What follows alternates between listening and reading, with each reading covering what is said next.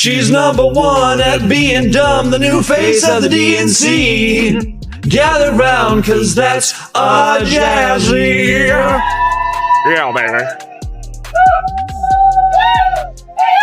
Jasmine Crockett's got another hot take. No blacks and whites on a wedding cake.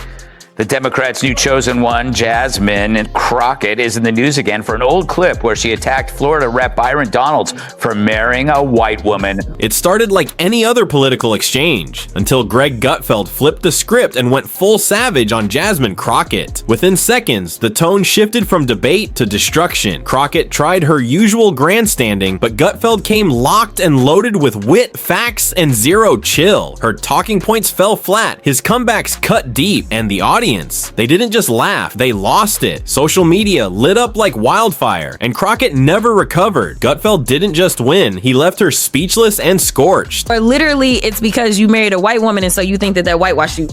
That's not very woke, is it? Of course, Crockett isn't the only Democrat who's opposed to interracial marriage, or else more Democrats would have voted for this one. Racist! Greg Gutfeld doesn't do polite debates. He wrecks narratives with sarcasm sharper than a switchblade. So the second Jasmine Crockett stepped into the spotlight with her drama-filled sound bites, she practically walked into a buzzsaw. She thought she'd get the soft treatment the mainstream media loves to give. But Gutfeld wasn't serving tea, he was serving fire. The moment she tried to flex her usual antics outside the House floor, it backfired hard. Gutfeld didn't just respond, he unleashed. Plantation. Tyrus, I go to you for no particular reason. Is she making any point there?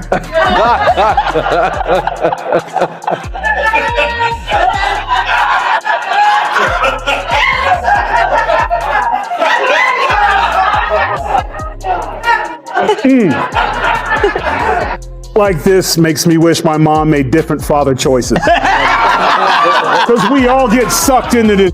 Like, this is...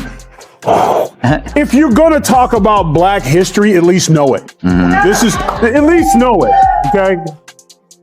But instead of making a statement, she walked straight into the lion's den, unprepared, overhyped, and totally outclassed. Let's be real, Jasmine Crockett isn't known for depth. She's more of a one-woman show, louder than she is logical, more TikTok than policy. Her political style, viral tantrums, buzzword storms, and turning every podium into a personal performance. To her fans, that's passion. To the rest of the world, just high-volume chaos with zero clarity. But it goes back to, that was 45 seconds of some of the, like, Kamala, you good right now. That was some of the dumbest shit I ever heard in my life. Here's the thing. This goes back to what we talked about earlier. They never have a solution.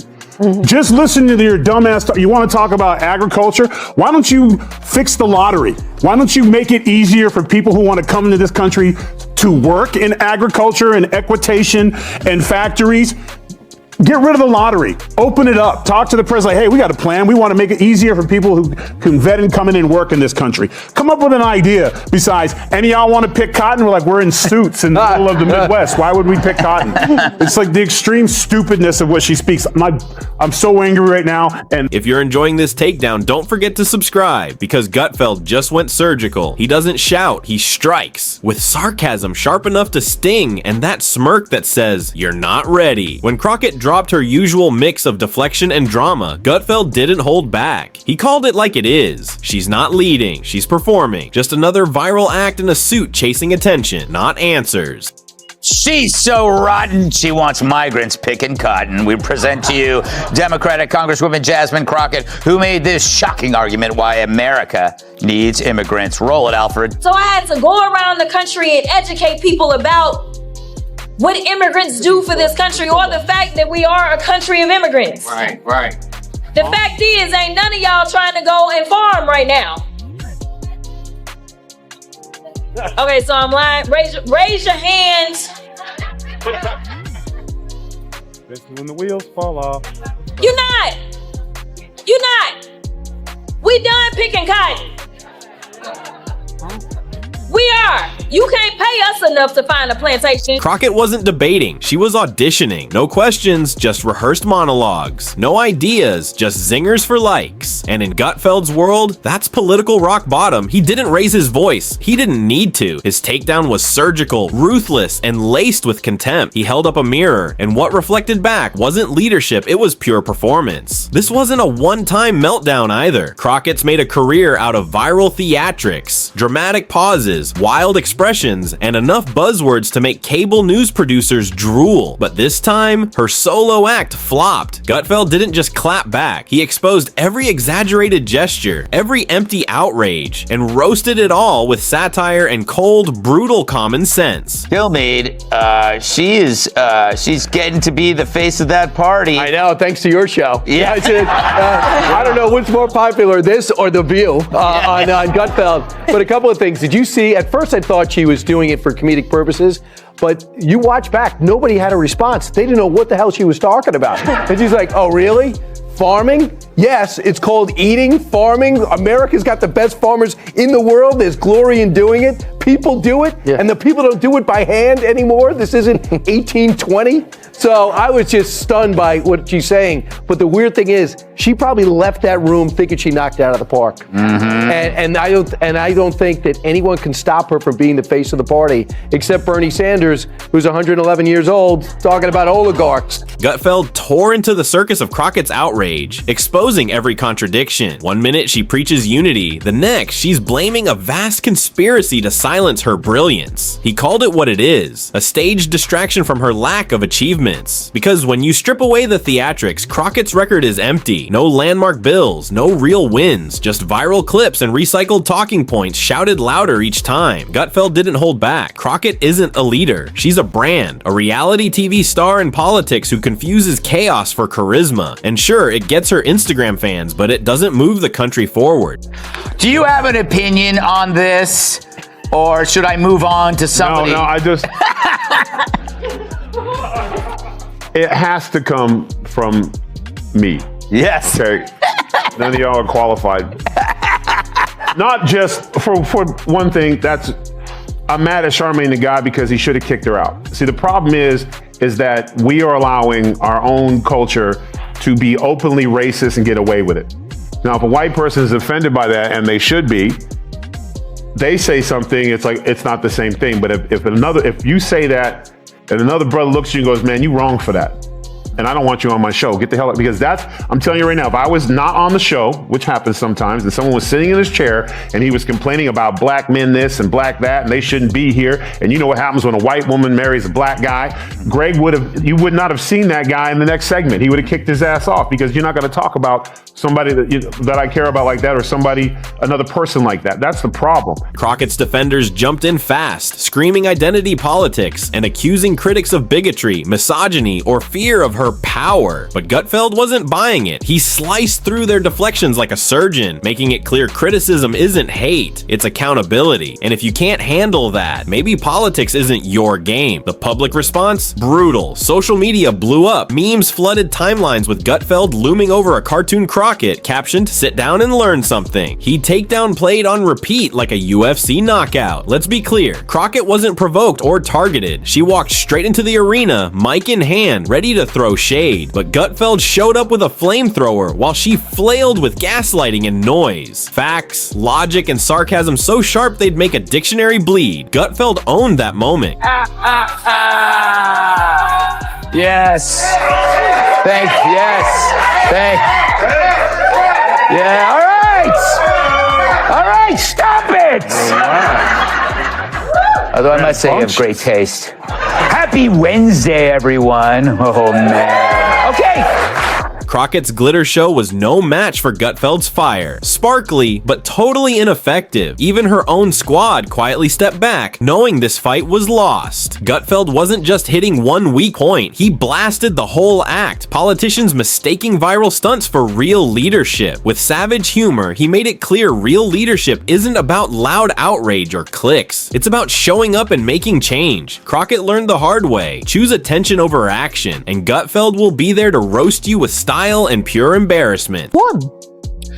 Jesse, they called Musk a Nazi, and next thing you know, you got swastikas on cars. They called Trump Hitler and a Nazi and a fascist, and he got shot. So I don't really ever see that happening on the Republican side when we make fun of Democrats. It's also about the supporters. It's not just the leaders. It seems like Democrats are easily programmed to do bad things. Yes, they are. They're very easily programmed, Greg.